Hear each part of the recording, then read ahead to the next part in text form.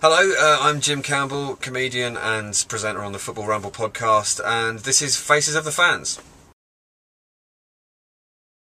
My greatest footballing memory would be when Arsenal won the Cup Winners' Cup against Parma. Alan Smith scoring the only goal. I forget the year actually, which is absolutely scandalous. I just remember sort of just getting so kind of het up throughout the whole campaign and just really sort of feeling that adrenaline that a real sort of European campaign can bring, and then just sort of the winning it was just felt absolutely incredible. And sort of, I don't think I appreciated quite how much at the time because I was still quite young. And Arsenal were in a period where they did win quite a bit of things, and obviously we've had a barren period since, and sort of you know, and recently as well. And it was the first real taste of an amazing success. And I think on the flip side of that, so probably the worst moment was like a year later with Naeem scoring from the halfway line. A friend of mine was actually at that game and only found out it was Naeem on the bus home, obviously him being an ex-Spurs player. Imagine that, a bus home from Copenhagen or wherever it was, just after that. Awful. Do you think David Seaman only has right angles for hands? Yeah, he's been caught out quite a few times. Ronaldinho, and Dixon, well. He had the brilliant own goal, and they all seem to be wristed like that. Yeah, it's very true actually. I've never thought of it like that. He did it. It was a real blind spot for him, wasn't it? It was obviously he was a fantastic goalkeeper, sort of one of the best England have had. But it's so unusual that someone has a specific weakness like that that's so frequently exploited. It's a real Achilles heel. Yeah, wrist. You've got to be creative with it, and you've got to give yourself creative license. So I would go for Emmanuel Aboué, just because he's insane. Apparently he refers to himself as a Aboué man. I'm not sure if anyone's heard him do this. He does this in like radio interviews and stuff like that. And there's that really famous story of him. I think Gilberto Silva was having like a New Year's Eve party, and it wasn't fancy dress or anything, but Aboué came dressed as a tiger anyway, just for no reason. Hid behind a sofa and just waited until Emmanuel Adebayor got there and just jumped at him, just for no reason. So I think you could do anything with him. Yeah. In fact, it probably wouldn't even sort of scrape the surface of what his real psyche's like. There was a Roman Pavlichenko one called The Dark Pav, which was really good, which was set up around the time that he was like sort of being quite vocal about the fact that he was unhappy at Tottenham. And it was just this really introspective, really depressing sort of tweet. It was a good bit of work.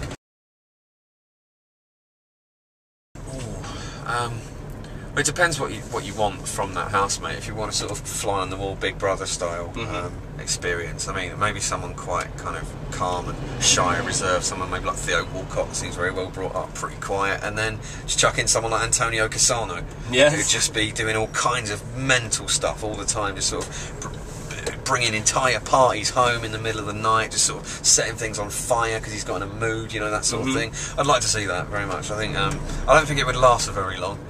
But I do like this trend of footballers living together. They should do it more. You don't hear of, you know, like most people in their 20s, they have flatmates. You live with your mates, don't you? And it seems like footballers don't do that, and it should definitely happen more. There's a lot of funny stuff being missed out on. And Kevin Nolan also isn't just a single man, like a bachelor. Doesn't he actually have a family? Wife and kids, isn't he? It's really. Did they put a curfew on Andy Carroll like they would a son? They literally have. Yeah. I think they had to, but I can imagine him sneaking out the windows at night. Yeah, nice. But Charlotte Ramiovi, there was that thing with him a couple of seasons ago where he got into his flat and he thought he'd been robbed, so he called the police, and then as they got there he realised he just left it untidy. They're idiots. So many of them, just idiots. It's an interesting one because I think kids do learn a lot from a young age. I mean, kids are getting into the team at 16 now, so it's for them to have sort of 4 years training behind them, obviously puts them in a really good position. If you go straight into sort of any league game, sort of anywhere up and down sort of the Football League or the Premier League, like.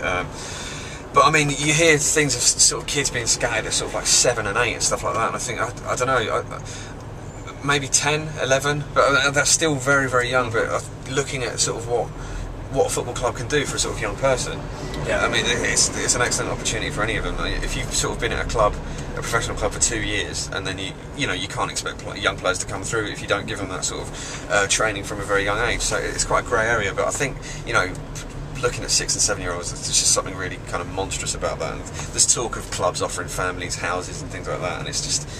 It all seems a bit shady. Should there be like a Michael Jackson effect? Maybe, yeah. Who knows? Plastic surgery at playgrounds. Yeah, we're going to have to see sort of where kind of Wayne Rooney and Theo Walcott go. I reckon Walcott will be alright, 'cause he's quite well adjusted. Yeah. But if Rooney sort of starts sleeping in an oxygen tent or anything. Well, actually saying that, he does sleep with he has to sleep with a vacuum cleaner on, doesn't he? So it's already happening. Yeah. You've struck a good point there. Yeah, it could, it could definitely transcend over to something like football. Biggest head in football, it's got to be Zlatan Ibrahimovic, isn't it? Yeah. He's unbelievable. Apparently he was once offered a trial at Arsenal. I think he was already quite well established by that point, and he turned it down. He said, I do not do trials, I am Zlatan. It's just, so that's big talk. Trademark himself. Absolutely. In his own mind. He's incredible for that sort of thing. John Carew criticised him ahead of Norway playing Sweden a little while ago, saying he was like a big game bottler and all the normal stuff that Ibrahimovic gets sort of levelled at him. And his response was incredible. He said, yeah, Carew says that, but can you honestly say there's anything he can do with football that I can't do with an orange? It's really quite something. So I think Ibrahimovic, even over... I mean, he's a man who managed to make Mourinho just go, no, enough. So I think that's pretty damning. Yeah, I think actually there's no dispute. I think that he is. I mean, he did recently come out and say that he's training really hard, though. Yeah. Didn't he? He says, I'm training really hard, and it's for the team. Yeah, that's so, right. Like he's just twigged that they're 10 years later, I'm going to start training now. There's been a sort of kind of freakish amount of bad injuries recently. It seems like, I don't know whether it's just because of all the press attention around it, it certainly seems like it's happening more and more. But I think, obviously Arsenal have been big victims of that themselves, but they play at a higher tempo than most teams, so I think it's just logistics that is going to happen. And it's a shame. I do wonder what could be done about it, because you can't tell players that they have to kind of pull their punches almost, and they are going to go in tough. There are some tough battling teams in the Premier League, and it's a strange issue. Maybe make the punishments harsher, just sort of retrospective punishment, which I think is something that we're very bad at in this country, just sort of actually implementing that, and that maybe sort of increase something from 3 games to 5 games, because you've got to cut out those sort of over the ball, like sort of leg breaking challenges. But sometimes they're just missed time, sometimes they're just a bad tackle. I mean, players are going to have off games, and they are going to make bad tackles in the same way they're going to make bad passes and miss open goals and stuff.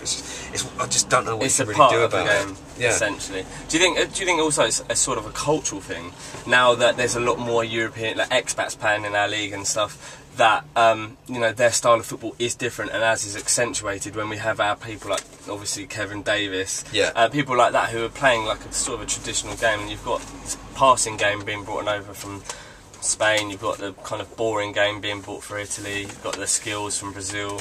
I don't know, it could be a cultural thing that's just accentuated due to the amount of players we have from different countries in our league. Perhaps, and I really honestly think the main thing about it is the pace, because you have to fight that bit harder just to keep up with it, and just, people always, it makes me laugh when sort of players get tripped over and people go, oh, get up. If someone trips you over when you're running at speed, you are going to go flying. It's one of those things where just anything at speed is going to be worse, it's going to be harder, it's going to be more physical, and I think it's the pace of it and the physical side of it are a product of each other, really.